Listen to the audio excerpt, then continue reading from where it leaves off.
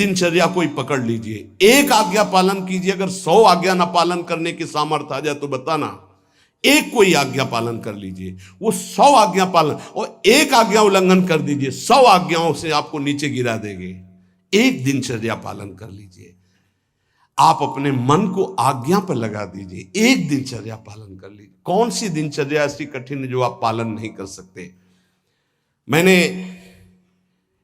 एक यूरोप का आदमी था, वो बहुत अमीर था। वो मरते समय घर वालों को कहा कि मैं एक वसीयत लिखा है, वो मुझे पढ़ने को मिली उस दिन। पूज्य नारायण स्वामी जी कह रहे हैं उसमें कोई रुपया पैसा की वसीयत नहीं थी।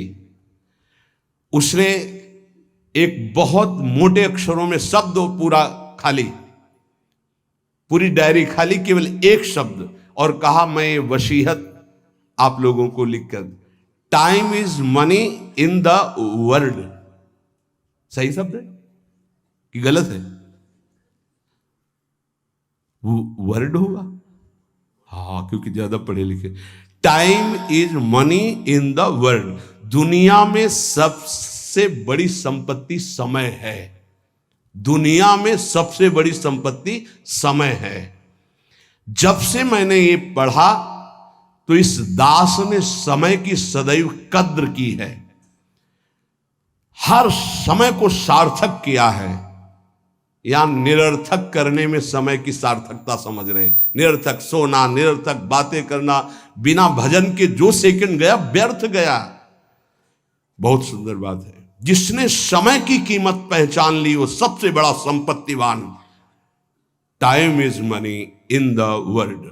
संसार में समय ही सबसे बड़ी संपत्ति है। समय की सदुपयोग वृत्ति, राधा राधा राधा राधा, इसको पाबंदी में बांधिए, तुम्हारा लोक परलोक दोनों सुधर जाएगा। समय को एक, इस समय ये, इस समय ये, इस समय ये, इस समय। परसों जब इसी का सत्संग हुआ था तो ये हुआ था कि यदि आपने किसी को 5 बजे का समय दिया तो 5 मिनट पहले पहुंच जाइए। यह साधक का लक्षण होता है। अगर 3:30 बजे से वाणी पाठ होता है तो आपको यहां 3 सवा 3 बजे ही उपस्थित हो जाना चाहिए। आप सर्वांतर्यामी भगवान के द्वारा दिया हुआ दिव्य मानव देह और दिव्य सत्संग और इसको दिव्य बनाने का अवसर खो मत। नहीं, ये सोने के लिए नहीं, ये व्यर्थ के लिए नहीं, ये मुंह दिखी करने के लिए नहीं है, ये अंता से पालन करने के लिए है। जब से मैंने ये शब्द पढ़ा था time is money in the world, तो अपने जीवन में कभी 1 मिनट भी व्यर्थ नहीं खोने दिया। 1 मिनट भी। देखो, यही लगन नींद पर विजय प्राप्त करवाती है। यही लगन कि मुझे समय बर्बाद नहीं करना, जितना अधिक से अधिक भजन। पता नहीं आज शाम हो कि ना हो, हम क्यों अपने इस दिव्य समय को नष्ट करें। पर लोग समय कटता नहीं है, इसलिए टेलीविजन और कई कई प्रकार की बहिर्मुख वृत्तियों को स्वीकार करते हैं कि समय काटना है। बोले समय नहीं कटता। और सही पूछो तो भगवान से मनाया जाता है कि नींद ना आवे, कभी ये रात्रि ना हो, इसके लिए कि मैं रात्रि हो गई तो 10 घंटे 8 घंटे सो रहा हूं। नहीं, रात दिन भजन, जाना है यहां से। पता नहीं आप लोगों के दिमाग में है कि नहीं है। हर समय बात है कि जाना है। कोई भी मिनट आखिरी हो सकता है। बिल्कुल चलो, जाना है। फिर किस बात के लिए उदास हो जाना, निराश हो जाना। क्योंकि ये पक्का पता मुझे जाना है। कहां जाना है? लाडली जी के पास जाना है। जिनके लिए तरस रहे हैं उनके पास जाना है। तो उसमें कोई भय है क्या कि जाना? जिनके लिए हम तरस रहे, तड़प रहे, उनके पास जाना है। जहां अनंत जन्मों से बिछुड़े वहां जाना है। कोई आश्चर्य की बात है, कोई दुख की बात है, कोई घटना की बात है। और जाने का ये बुलावा है। एक माई है, भयंकर कैंसर से पीड़ित है। मुस्कुराहट के सिवा कभी हमने उसके मुख में उदासी नहीं देखी। जब प्रणाम करके बाद, बहुत कृपा है लाडली जी की, बहुत कृपा है गुरु जी की। यह जीवन है। आपके अंदर अगर थोड़ी देर सोचो कि कैंसर की रिपोर्ट आ गई, अब कैसा लगेगा? कैसा लगेगा?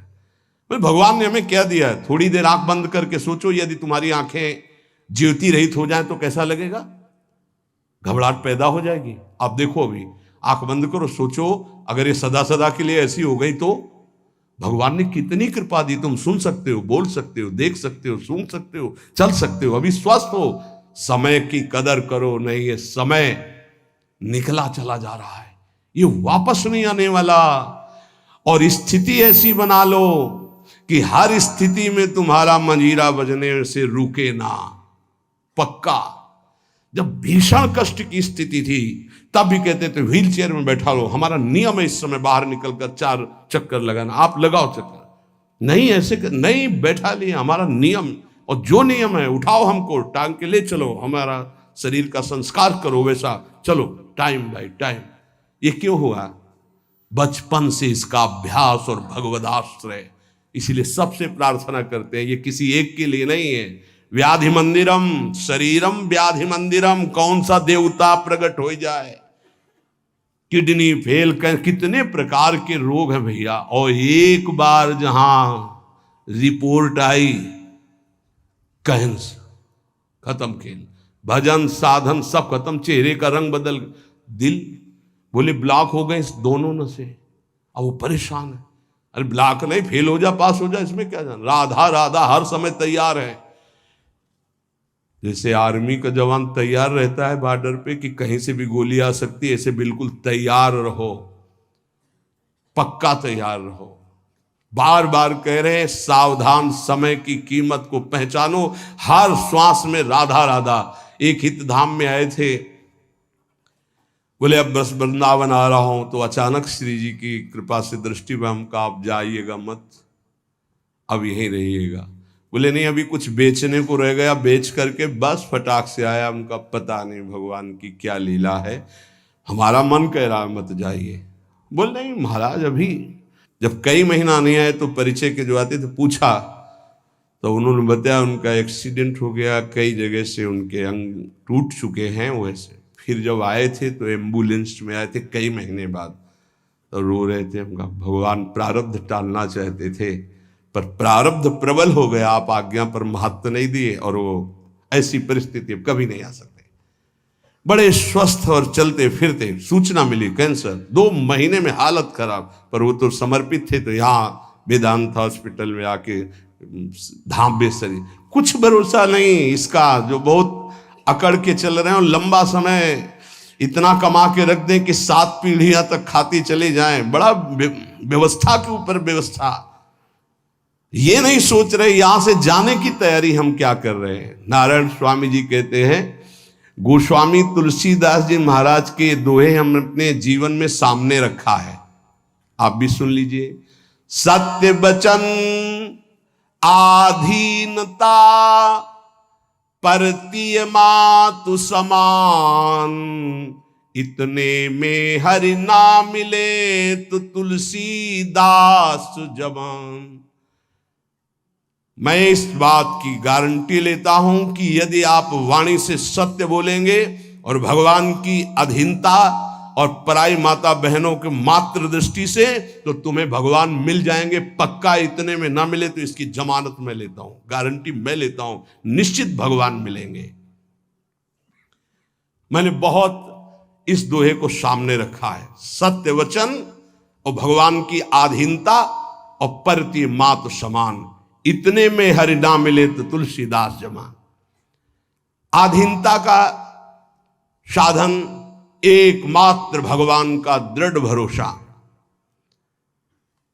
जब मैं गोमती नदी के किनारे भजन किया, नारायण की आज्ञा से, अलग अलग आज्ञा होती जाती थी भगवान की, तो वहां से चाहे वो हिंदू हो, चाहे वो मुसलमान हो, चाहे ईसाई हो, कोई भी निकले, हमको सबको नारायण दिखाई दे, सब में नारायण दिखाई देते थे। सबकी चरण रज माथे पे लगाता, सबकी चरण रज माथे पे लगा।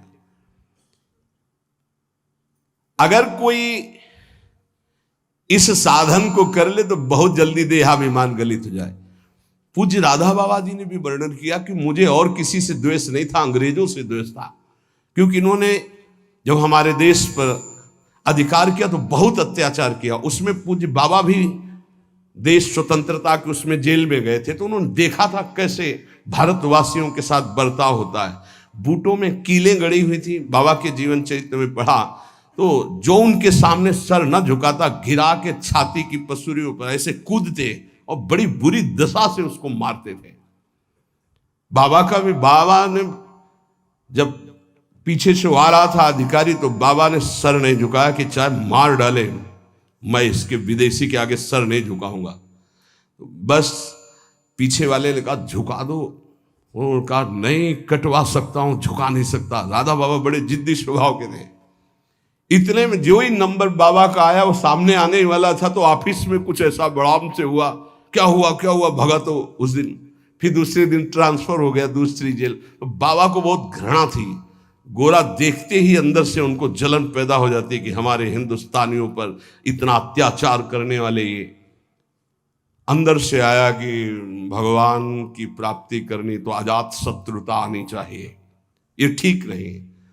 तो गंगा के किनारे घाट पे बैठ जाते और जब कोई जैसे अंग्रेज निकलता तो चरण धूलि माथे पे लगाते, वो कोई पैसा चढ़ा देता तो छोड़ के चल देते। तो एक दिन जब भगवान ने देखा कि अंग्रेजों के प्रति घृणा खत्म हो गई तो एक अंग्रेज आया और बाबा की जो भद्र करवाई हुई सर थूक दिया होगा।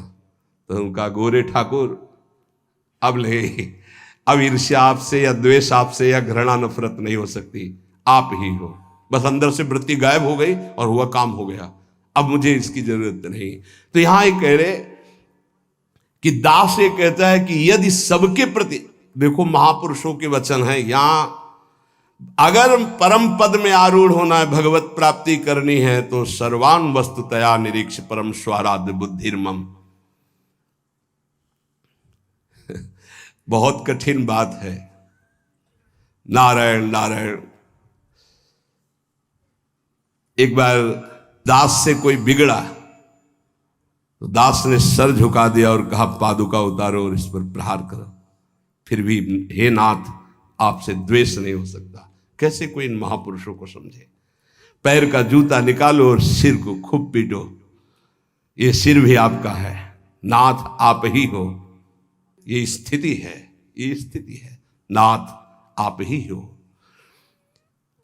आज तक परिस्त्री को आंख उठाकर कभी काम भाव से नहीं देखा। क्या महापुरुषों ने करुणा करी कि अपनी स्थिति बताई।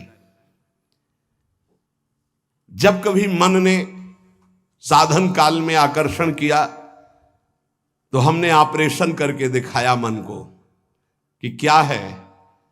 चमड़े से ढका हुआ शरीर, मांस, हड्डियां, मूत्र द्वार, मल भरा हुआ उदर में, फौरन मन भागा और नारायण की शरण में गया।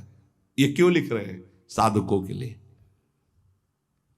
कभी कोई पाप कर्म, नारायण तब अज पा जा। आपसे प्रार्थना है जब आपका मन ऐसे करे तो ऑपरेशन करके मन को दिखाए कि कुछ नहीं है, व्यर्थ में क्यों समय नष्ट करोगे, क्यों हृदय मलिन करोगे। जो नियम तुम स्वयं स्वीकार किए हो या गुरुदेव ने दिए हो उसे कभी भी किसी भी स्थिति में नहीं छोड़ना चाहिए। चाहे सुखद परिस्थिति हो चाहे दुखद परिस्थिति हो, आप उपस्थित हैं उस समय। चाहे वो भजन का हो, चाहे वो सेवा का हो, चाहे वो व्यवहार का हो, आप ध्यान दीजिए आपको परमार्थिक बहुत लाभ होगा यदि आप ऐसा करेंगे। भगवान की जो इच्छा है उसमें तुम राजी होना सीख जाओ। ये बात हमने एक, जैसे वो यूरोप की उससे ऐसे हमने एक, अब हमको तो ज्यादा अंग्रेजी आती नहीं, let the will of God be done, DONE है डन। हाँ भाई हम तो ज्यादा पढ़े कि जो भगवान की इच्छा है उसमें अपनी इच्छा को मिला दो। मैंने ये सूत्र अपनी डायरी पे लिखा। हमारे यहाँ चतुराशी जी में, ये तो अंग्रेजी से लिखा, हिंदी से, जोई जोई प्यारो करे सोई मोहि भावे। ये सूत्र है, अगर इसको स्वीकार कर लिए, समस्त चिंताओं से मैं मुक्त हो गया इस सूत्र से। भगवान की जो इच्छा है उसमें अपनी इच्छा मिला दो। लेकिन इतना भजन होना चाहिए कि ये पता चले कि भगवान की इच्छा है कि मेरी इच्छा है। इसमें समझना ही तो सब भगवान की इच्छा मान के फिर कहेंगे कि भगवान की इच्छा के बिना पत्ता नहीं हिलता है, तो जितना पापाचरण हो सब भगवान की इच्छा से हो। नहीं, ऐसा नहीं। इसीलिए विवेक की आवश्यकता है, मन के संकल्प को और भगवत इच्छा को देखना। कैसे जानेंगे भगवान की इच्छा है और कैसे जानेंगे मन की इच्छा है? जो इंद्रियों की विलासता का संकल्प बना करके कार्य किया जाता है वो मन की इच्छा होती है, और जो बिना संकल्प के अकस्मात, वो भगवान की इच्छा। जैसे हम जा रहे हैं, किसी को जरा सा धक्का लग गया, उसने पीट दिया हमको, ये मेरा कोई संकल्प नहीं था, या अचानक कोई ऐसी घटना घट गई, सामने वाले को दुख पहुंच गया, मेरा संकल्प नहीं था, या किसी भी तरह की कोई, वो भागवतिक होता है विधान। हम उसमें अपनी इच्छा, मन के संकल्प के द्वारा जो इंद्रिय जनित, वासना जनित, वो भगवान की इच्छा नहीं होती। पर इतना अंतर्मुख साधक हो तभी तो पहचान पाएगा। सारी चिंताओं से मैं मुक्त हो गया जिस दिन ये सूत्र पढ़ा। अर्थ उसका है कि भगवान की जो इच्छा है उसमें अपनी इच्छा को मिला दिया। जोई जोई प्यारो करे सोई मोहि भावे। इस दास ने देखा कि जब अपनी इच्छा भगवान की इच्छा में मिला दिया तो चराचर जगत से हमें कृपा प्राप्त होने लगी। जा पर कृपा राम की हुई, ता पर कृपा करे सब कोई। अपनी इच्छा ही भगवत कृपा में बाधक है। अगर अपनी इच्छा भगवत कृपा में मिला दे तो चराचर जगत से भगवान कृपा करने लगेंगे। योग वासिष्ठ में इस दास ने एक सूत्र पढ़ा, पुरुषार्थ ही परम दैव है। दैव, दैवी शक्ति। प्रारब्ध को लेकर बैठ जाना, अब जो लिखा होगा वही हो जाएगा, हमको कर नहीं। जब दास ने योग वासिष्ठ में ये सूत्र पढ़ा कि पुरुषार्थ ही परम दैव शक्ति है, तो इस दास ने इसका अनुभव करने के लिए प्रयासशील, पुरुषार्थ ही सब कुछ है। रात दिन एक करके भजन करो, देखो सब पर विजय प्राप्त हो जाएगी। कभी कभी प्रारब्ध बाधा पहुंचाने की चेष्टा करता है, पर प्रबल पुरुषार्थ प्रारब्ध को रौंद देता है। प्रबल पुरुषार्थ, पुरुषार्थ जो साधन भजन मिला है इसमें प्रयत्नशील। यहां कह रहे हैं कि भगवान की कृपा प्राप्त करने के लिए पुरुषार्थ, प्रबल पुरुषार्थ, प्रबल पुरुषार्थ ही भगवान के सिद्धांत की अनुभूति कराता है। प्रबल पुरुषार्थ ही प्रारब्ध के सिद्धांत की धज्जियां उड़ा देता विधान की। पुरुषार्थ में बड़ा बल है, बड़ा बल है। पर पुरुषार्थ भगवान के नाम जप से माना जाएगा, और ये लौकिक पुरुषार्थ प्रारब्ध को नहीं मिटा सकता, भगवान का नाम जप। जब हमारा पुरुषार्थ प्रबल होता है भगवत कृपा से, तब अद्वैत भाव की सिद्धि अत्यंत अनिवार्य हो जाती है। हर मार्ग के उपासक को अद्वैत भाव, एकमात्र जो सर्वत्र है वो यहां भी है, गुरुदेव भगवान को एक बार। इसके बाद द्वैत प्रेम का आता है। पहले द्वैत से अद्वैत और अद्वैत से द्वैत। अपने इष्ट देव को सर्वत्र देखने की चेष्टा करे, किसी भी अन्य अपने इष्ट देव के नाम रूप की निंदा और हेलना ना कर दे, नहीं तो अपने इष्ट देव की भक्ति में फर्क पड़ जाएगा। जैसे परिक्रमा लगा रहे हैं, रास्ते में हनुमान जी का मंदिर है, आरती हो रही है, अरे क्या हनुमान जी, हम तो नहीं, महाभागवत है। आधा मिनट रुके, हाथ जोड़े खड़े हैं, आरती के दर्शन कर रहे हैं। राधा वल्लभ लाल आप इस रूप में हो, जय हो श्री राधा वल्लभ लाल की जय। आगे बढ़ दिए। देखा किसी भगवान की झांकी जा रही है, पंचांग प्रणाम किया, राधा वल्लभ लाल की जय। ये वैष्णव धर्म है, ये उपासना का मार्ग है। ये नहीं कि अवहेलना करना, ऐसा नहीं है। हाँ, हम दर्शन करने नहीं गए, सामने से गुजर रहे थे, किसी को भी। ये अपने स्वामी नारायण की कृपा से जाना, इस मर्यादा को सदैव उपासक सुरक्षित रखे। कोई भी भगवान की सवारी जा रहे, कोई भी भक्त जा रहे, सबकी चरण धूल में नमस्कार। एक और साधन अजपा जाप के लिए आवश्यक है, अगर आप कर सके तो अमावस्या और पूर्णिमा के दिन उपवास करना सीख ले। अमावस्या नारायण स्वामी जी का अपना अनुभव, हम ये व्रत रूप में नहीं कह रहे, ये हम भजन बढ़ाने के लिए कह रहे। ये दत्तात्रेय महाराज जी के ग्रंथ में मैंने पाया था, उसी दिन से हमने शुरू कर दिया नारायण स्वामी। उसे अच्छा है, एक दिन अगर उपवास रहेगा तो आंतों को थोड़ा अवसर भी मिल जाएगा। पूर्णिमा और अमावस्या के दिन उपवास का देख लो, अगर ऐसा लगे तो ठीक है, नहीं तो थोड़ा प्रसाद पाके। गृहस्थ में अगर पूर्णिमा अमावस्या के दिन किसी तीर्थ धाम या कहीं भी जाए तो किसी का भी दिया हुआ कुछ ना खाए, क्योंकि उस दिन का प्रतिग्रह बहुत बड़ा प्रतिग्रह माना जाता है। ये जो हलवा पूड़ी बिकता है ना, वो खाते हुए रास्ते में चलते हुए मना है। अगर वास्तविक पुण्य कमाने तीर्थ यात्रा या धर्म क्षेत्रों में जाते हैं गृहस्थी में। दास को ये जब दत्तात्रेय जी की वाणी से पता चला तो जीवन भर के लिए नियम ले लिया कि पूर्णिमा और अमावस्या को भोजन ही नहीं करना। तो मुझे ये लगता है कि उपासक को भजन के लिए अनिवार्य है ऐसा करना। त्याग और संतोष, ये साधु का तो धन होता है, साधक का तो धन होता है। ज्ञान और भजन ये उसका फल होता है। हर समय भजन और ये ज्ञान है कि सर्वत्र मेरे प्रभु। त्याग ये स्वभाव में बैठा होता है, संतोष ये स्वभाव में बैठा होता है। ये जो मूर्ति पूजा की अवहेलना करते हैं, इन लोगों की बात मत सुनना।